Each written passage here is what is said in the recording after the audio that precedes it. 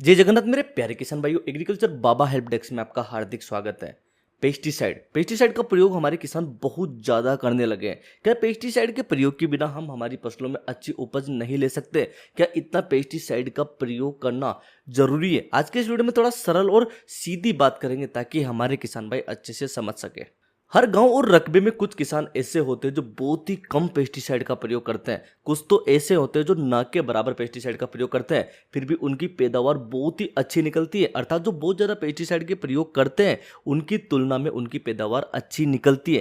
तो इसका क्या कारण होता है? वो एक तरीके से पेस्टिसाइड में अपना पैसा व्यर्थ भी करते हैं, फिर भी जो पेस्टिसाइड का प्रयोग नहीं कर रहे उन्हीं के बराबर उनकी पैदावार निकलती है। इसके मुख्य क्या कारण हो सकते हैं? मुख्य तौर पर जो हमारी कृषि होती है, इसका जो प्रारंभ अवस्था में हम बुआई करते हैं उसी समय से हमें अच्छे से प्रबंध करना पड़ता है। अर्थात हर चीज नाप और तोल कर देनी पड़ती है। अर्थात हम जैसे मान लो किसी प्रकार के रासायनिक खाद जो डाल रहे हैं, इनकी मात्रा हमें संतुलित मात्रा में देनी पड़ती है। बहुत से फार्मर भाई क्या करते हैं, इस चीज को सोचते हैं कि अधिक फुटान, अधिक कल्ले, अधिक पैदावार के लिए इन रासायनिक खादों का बहुत ज्यादा प्रयोग करते हैं। इससे होता क्या है, जो हमारा पौधा होता है उसमें लचीलापन बढ़ता है, उसकी जो प्रकाश संश्लेषण की क्रिया है वो अधिक होती है, उसमें हरापन, गाढ़ापन अधिक होता है। तो कीट जो उसकी तरफ आकर्षित होते हैं वो ज़्यादा होते हैं, उसमें लार्वा बनता है, उसमें लटें बनती है। तो हमें पेस्टिसाइड का प्रयोग ज़्यादा करना पड़ता है।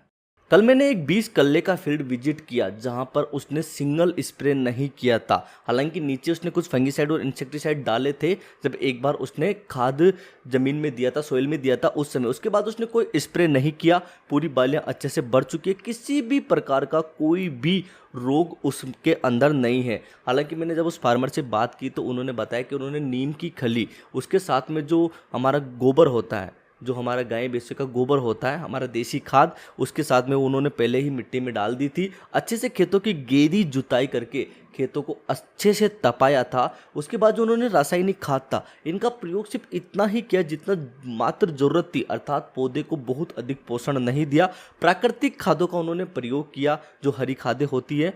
इसके बाद उनके खेत में जब मैंने देखा कि बहुत ही अच्छी पैदावार उनको मिलेगी, क्योंकि उनके कल्ले बहुत अच्छे थे, बालियाँ थी बहुत अच्छी निकल रही थी और किसी भी प्रकार का कोई रोग नहीं था। इसके बाद मैंने एक और फार्म विजिट किया जहाँ पर एक किसान भाई थे जिन्होंने बहुत अधिक रासायनिक खादों का प्रयोग किया था। वो 3-3 स्प्रे कर चुके थे, फिर भी उनकी बालियों में बहुत सी जगह दाने काले हो रहे थे। एक प्रकार से मच्छर अभी भी स्थित था, बहुत सी बालियाँ सूखी निकल रही थी और शीत ब्लास्ट की समस्या अभी भी मेजर तौर पर मुझे दिखाई दे रही थी। तो मैंने ये महसूस किया कि जिस फार्मर ने एक अच्छे तौर पर प्रबंध के तौर पर खेती को किया, उसको किसी भी प्रकार का कोई रोग नहीं था और एक प्रकार से जो पेस्टिसाइड का व्यर्थ खर्चा है वो उसको नहीं हुआ, और उसकी जो भूमि है वो आज भी बहुत ही स्ट्रॉन्ग और नेचुरल है। और जिस फार्मर ने बहुत ज्यादा पेस्टिसाइड में खर्चा किया, उसकी भूमि की उपज है वो भी एक तरीके से खत्म हो रही है, उसकी पैदावार में भी उसको फर्क देखने को मिलेगा और एक प्रकार से जो पैदावार वो निकालेगा वो एक जहर युक्त पैदावार रहेगी। तो मेरे प्यारे किसान भाइयों, पेस्टिसाइड के बिना हालांकि आज की खेती करना बहुत मुश्किल है, लेकिन इससे हमें बचकर रहना, अर्थात हम प्राकृतिक चीज़ों का उपयोग करके भी खेती कर सकते हैं। हालांकि पेस्टिसाइड का उपयोग जहां पर आपको बहुत ज़्यादा जरूरत हो वहां पर आप कर सकते हो,